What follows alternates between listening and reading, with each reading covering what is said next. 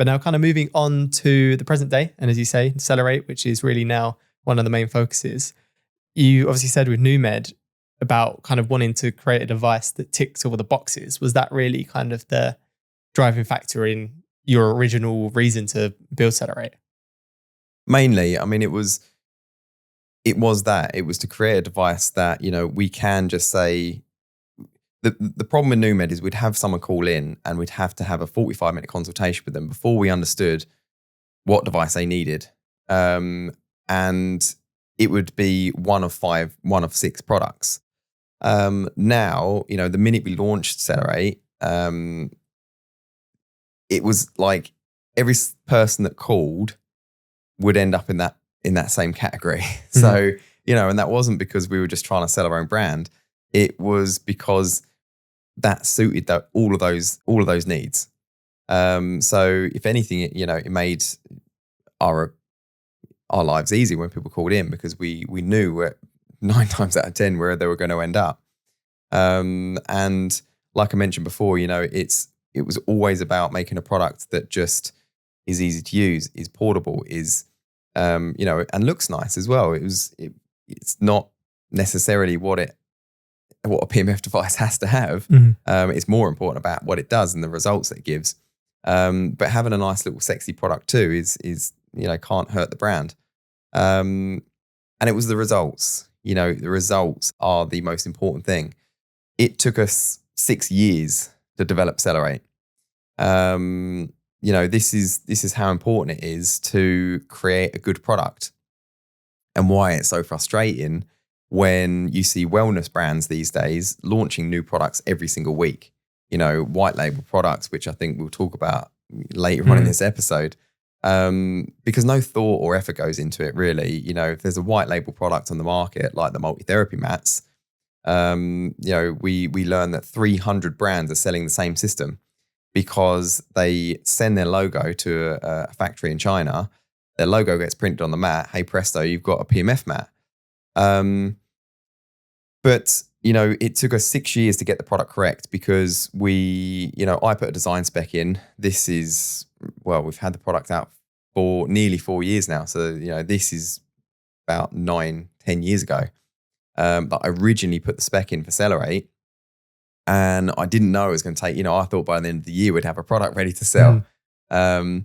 But it turns out that putting copper coils into foam and gluing it all together and creating a device that creates the perfect magnetic field that actually has a therapeutic effect, because that is, the be all and end all. You can have a magnetic field, but you might be producing one that doesn't have a therapeutic effect. Same as red light therapy.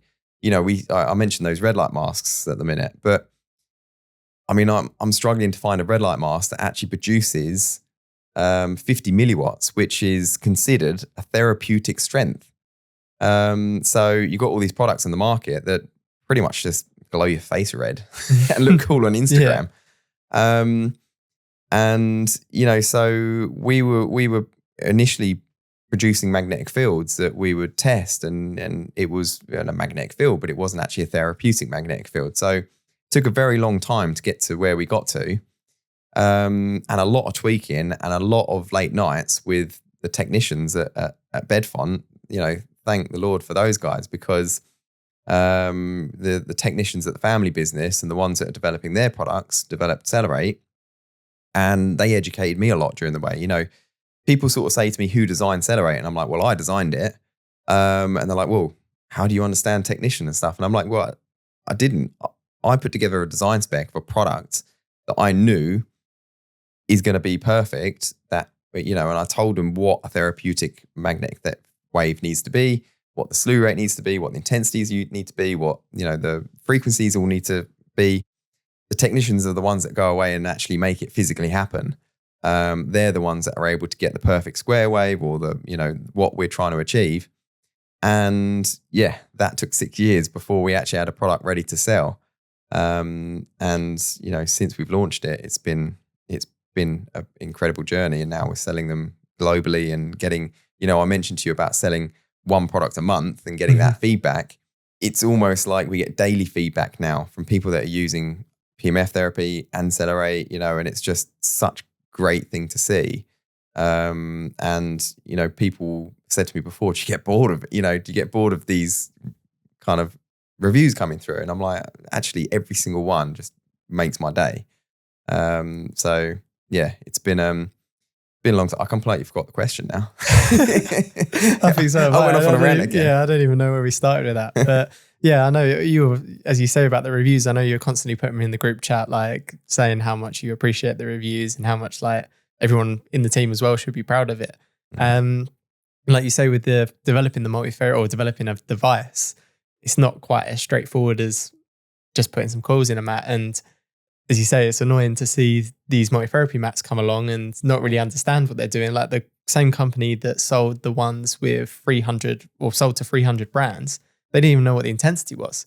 I asked them and they were saying, oh, they looked on the NewMed website and looked at the Omi mat and said, well, that one's 1.9. So I was, it just must be the same. And that was actually what they wrote. It's like, yeah, it's crazy. So along the journey, obviously, apart from the time it took to actually get it to market, was there anything else that really kind of surprised you in the development? It was just that I think what goes into making a good magnetic field, like I didn't realize what really goes into making a good magnetic field until you try and make one. And we've talked to a lot of like experts on this podcast as well. And we've spoken about features like slew rate, the waveform. Actually one of the original podcast we did, which on waveform, I think I said it doesn't matter, makes no difference. But we knew at the time that square wave was the one that was the industry standard for getting a good product and for getting a good response. But at the time, I didn't really know what the difference was. Through the development and through learning through the podcast as well, Dr. Robert Dennis we had on, and he was talking about the importance of the square wave and the slew rate, and what that has the effect on cells. So it's really what goes into making a good PEMF device and how long that takes before you really understand. And that's why, these multi-therapy mats are very frustrating. They don't even use a copper coil. We went through different ways of creating a magnetic field, different coils as such. We went through small, thin ones. We went through flat pancake type coils. We went, we even looked at the ferrite rods, which we've now learned, mostly in the multi-therapy mats, because it's a cheap way to create a high intensity. But because it's a cheap way, it creates a really crappy magnetic field with a almost zero slew rate. So, and the annoying thing for me throughout all of this, and, it's people might just think, oh, well, they're multi-therapy mats. They're becoming an annoyance to him because they're cheaper than his product. And they're being sold, flushed out through the market, through all these different brands, and people are buying them. That's not my annoyance. What my annoyance is that they're very, very ineffective when it comes to the PEMF side of things. And we've spent all this time saying how good PEMF therapy is and trying to build the industry. And what's happening and what we're seeing a lot of things is people are buying these mats that aren't good and they're called PEMF mats and they're not getting results. And then they've dismissed PEMF therapy. And then when somebody asks them, oh, have you tried PEMF therapy? Yeah, I have actually. I bought this mat and it was crap. It did nothing. It's undoing everything we're trying to achieve with this podcast. You're seeing, we had, who was the red light? James Carroll. James Carroll. Yeah. We had James Carroll on this podcast and we spoke about that. The same thing. He has spent, he's been in the industry longer than I have, 30 years or something in the red light industry. And he's seeing the exact same thing happening. And it's what I said earlier about the red light masks, like photobiomodulation or low-level laser therapy, as it was known back in the day, has shown all these benefits throughout the years. And it's really getting to a point now where it is like becoming the therapy to have. But then you get these white label, crappy, cheap products that hit the market and people try red light therapy, which is now better known, and they don't get results from them. Very quickly, they start dismissing the therapy. And, again, it's just frustrating seeing these things happening because, and it happens in the supplement industry. If you get a really rubbish supplement with all these fillers in it, and like, but it's sold as creatine, and you take it and it doesn't have any effect, then it's, it's happening in every industry. So I can't, we can't sit here and unfortunately change it. It's inevitably going to happen, but it's just frustrating from our side to all the time we're putting into education around PEMF therapy for these crappy products to just be smashing it back down again. Yeah, exactly. And like you say with James Carroll, he's even going to like US Congress and speaking about photobiomodulation and red light and everything like that. And as you say, he was saying about the red light masks, like they look fabulous. They look like a Christmas tree, like you light up your face, but they don't actually have the therapeutic effect. And as you say, they just kind of undo all of the work that he's been trying to do with getting it into Congress and getting into a real serious conversation, just to all be really undone. I know you said as well in there that it's not obviously about the price, but talking about the price of products as well, a lot of people see the multi-therapy mats and they go, well, that's like a couple £100 or a couple $100. I'll just go for that instead of the CELLER8 or the Curatron or something like that. That's a few £1,000 or $5,000. But what is something that they might be missing in here? Because I know even Bob mentioned it in our last episode of him with the StimUcell or Stimu something, the cap that he was mentioning, that's very expensive. And he was even saying it was very expensive. But there's something that the customers don't see on the other side of that, which is the reason why these good devices are actually more expensive.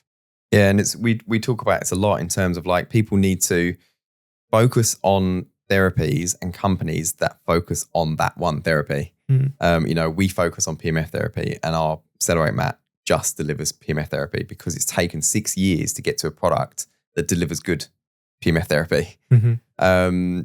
It's the same with red light. It's the same with all the other things. Like, and we don't call it, although they're marketed as PEMF mats, we call them multi-therapy mats, these other ones, because that's what they are. They offer 4 or 5 different therapies, but they offer them to a very low level. And that's what I think people don't really see from the outset. I mean, we can sit here and talk about the PEMF, but the PEMF is very difficult to measure and to actually explain. But the red lights on those multi-therapy mats is so much easier to discuss and to explain because, if you compare it to a red light bed or a red light panel, we've got a red light panel and it's got something like 740 LEDs or something in it. I might be completely wrong there. Yeah, I think it's a little bit more. Yeah, I haven't looked at the specs in a while. It's been a long day, but there's a lot of LEDs in it. And then, when you look at these multi-therapy, they advertise red light therapy exactly the same as we do on our panels, red light therapy. So they're offering the same thing. But you can see on these multi-therapy mats that they have 6 LEDs or 12 LEDs or something. So compare that first of all to the 740 or whatever it is. Straight away, that's an alarm bell. But then even when when we get to the point of measuring these LEDs, we joked and we did a post about how these LEDs are not as strong as Christmas tree lights, and they literally aren't. Yeah. So that's an easier one to explain to people. Like, right, you see those LEDs, there's only a few of them and they're very weak. They don't even reach a therapeutic level. So are you going to get benefit of red light therapy on that mat? And they go, oh no, probably not. Okay, so why do you think you're going to get PEMF therapy from that mat? Why do you think you're going to get near infrared from that mat? And why do you think you're going to get anything from the crystals and the gems that they put in them as well? So yeah, it's just trying to do the best we can to educate about these, and we can put good PEMF devices on our PEMF podcast website for people to go and find and to buy. Yeah, exactly. And once again, what Bob was saying about StimUfield, I remember the name now. He was saying like you don't see all the engineers that get into building it. Like you say, you don't see the cost of the raw materials. Like I think you said on another podcast that the raw cost of the materials when you originally were looking at building CELLER8 were more than what these multi-therapy mats are selling for at a retail price. So yeah, it just kind of puts things more into perspective.